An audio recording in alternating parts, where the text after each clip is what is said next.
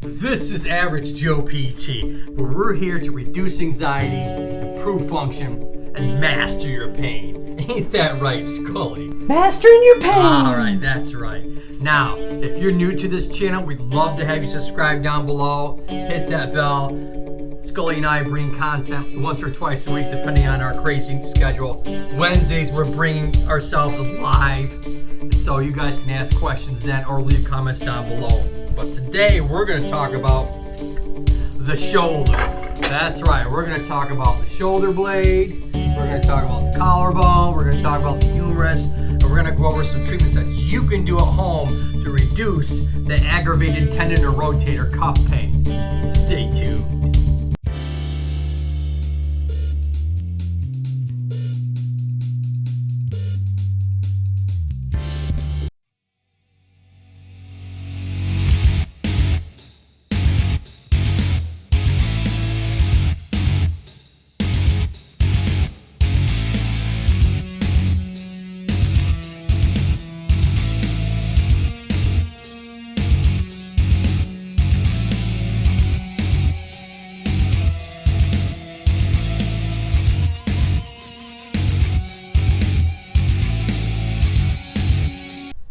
Let's go ahead and dive into this. I'm gonna go real quick into some of this, so sit back and hold on.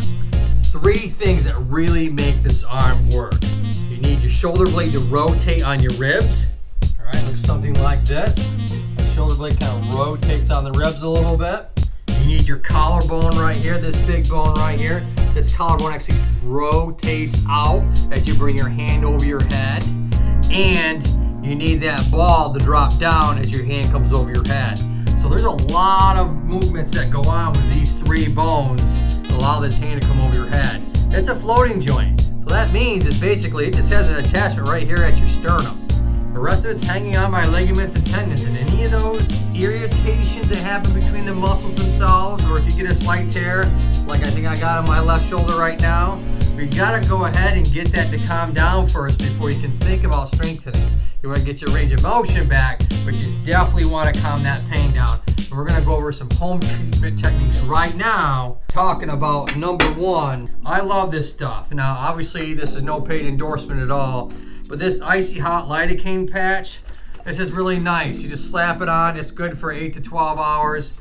Lidocaine is probably the biggest part. Pain part of it that you can be reduced is that numbing that lidocaine. Obviously, it's got like a menthol type smell to it a little bit, but it's not as strong as, like, let's say something as simple as Bengay. Bengay works too, but some people don't like the smell. Those are nice to have. Those are just to kind of decrease some of the generalized pain, the superficial nerve endings that sense pain and temperature. Those are good ones.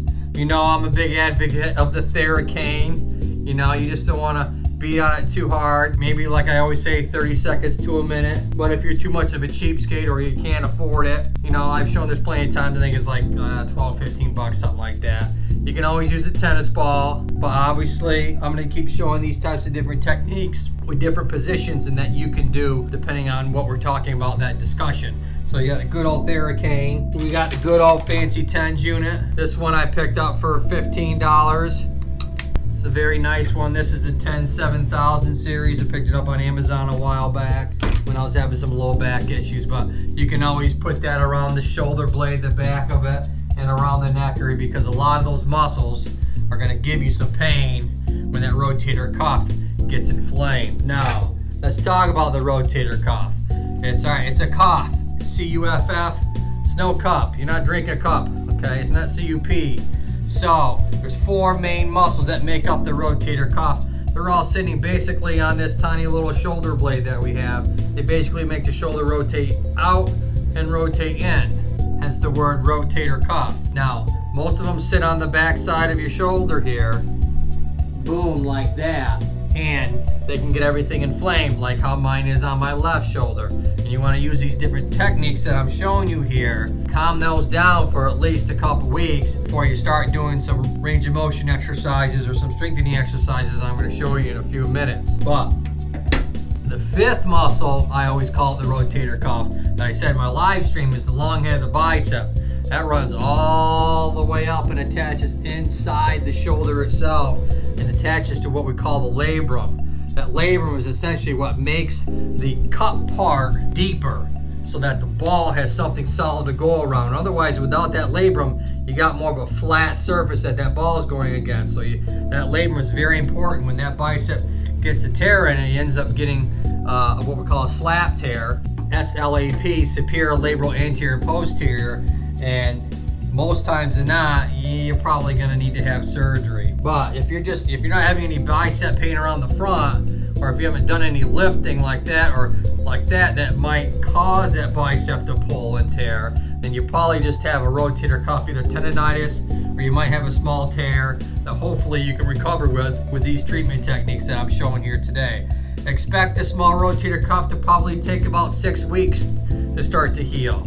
Now, if you got a good, what we call tendinopathy, which is that thing is inflamed, it could be a tendinosis, which is, there's 3 phases to a tendonitis. It's peritendinitis, tendonitis, and tendinosis that I talked about way back in an elbow video I did that goes over the different phases of a tendon problem. And if you're in that tendinopathy part where it's a tendinosis, expect this could take several months to recover, like I'm thinking mine's probably gonna take.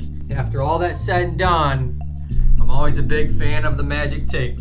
Leuco tape, Makano tape, all one and the same. I've shown it before. This stuff is nice. What you do with this is you're just going to pull a nice big piece of this stuff. When it come down into a knee, you're going to take one piece from the front side and you're going to kind of pull it and lift up along the back side. And what are you doing there? Essentially, you're unloading the main rotator cuff. So this is the back side. So right where my finger sliding is the main muscle that we're talking about.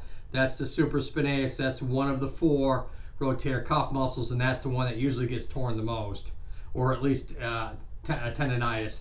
And that comes all the way through the shaft and attaches to the front side here. And so that tape coming from this front side lifts and pulls up, and you can kind of unload, take some of the stress off of that rotator cuff a bit, and giving it a chance to heal. Don't want to sleep on it. Don't want to be sleeping overhead. Maybe put a towel roll or pillow underneath your armpit area so you can't sleep on that side, because you don't want to cause compression or anoxic, squeezing that blood flow out of that tendon. That'll give you more pain too.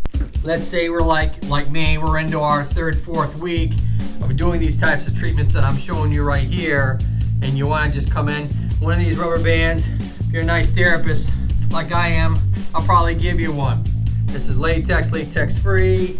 They come in a tubing too if you want. The colors do represent different resistances, but also obviously the length of the band also depends on the resistance level too. And so you want to start out real nice and easy. You're going to come in your elbows by your side and just kind of open and close, making sure that you're not getting any clicking in that shoulder. You don't want to get a lot of clicking, because that clicking causes inflammation. That tendon gets strumming, gets clicking. Next thing you know, you're going to give yourself another tendonitis. So you got to be mindful of not getting in this a lot of clicking. You want to get that motion back like I do now, and then you go into some of these strengthening exercises. So hopefully you'll get to my phase. Now you want to do at least a few sets of 10. The rotator cuff is more of an endurance type muscle. All right, it's not a big lifting muscle. You got your biceps, your pecs, your upper traps. You have all these big muscles. Those rotator cuff muscles are very small muscles. They're really designed, like I said, more of endurance, kind of a coordination. If you're riding something or feeding yourself or doing fine kind of quick movements, that's your rotator cuff. Your rotator cuff's not meant to lift a lot of heavy stuff.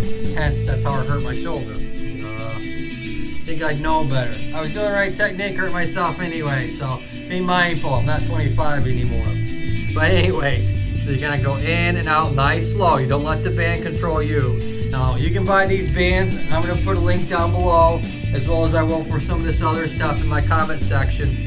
I saw it on Amazon for probably, I don't know, $8 or something like that. You can get like multiple colors of it. So you can try that if you can get out of some of that painful phase. So you got this one first, and then I like this one where you can kind of come out and come back in nice and slow and relax. You want to try about at least 25 or 30, nice and slow and controlled. And then obviously coming up into this one over the head. I'm going to come down in a kneeling position so you can see the top of my shoulder. And just kind of coming up and doing stuff like this. So that'll go ahead and give you some idea of some basic strengthening exercises you can do. Now, if you want some more strengthening exercises, or you just have some questions about that, you can leave some comments down below, and I'll go ahead and go over those with you. Those are basically all the different types of treatment techniques and strengthening exercises that you can do at home to help reduce this overall shoulder pain. And obviously managing it with the pillow underneath. You might want to try some ice. Ice is really nice in the back if it's really inflamed and it's giving you an achy pain down the side of your arm. If it's pain down the side of the arm or pain in the elbow, that's coming from that rotator cuff. If it passes the elbow, it's probably not your rotator cuff, it's probably something else, or you have a combination of rotator cuff and something else going on. But coming down that side of that arm, into the elbow, and it aches, tooth aches, yeah, that's probably your rotator cuff, and you got to get that to calm down first before you think about doing any of this strengthening exercises. You're going to want to ice it and rest it for at least a week or two. What do you think about that, Scully? We went through a lot really fast, didn't we? That was a lot of information. That's right, we did.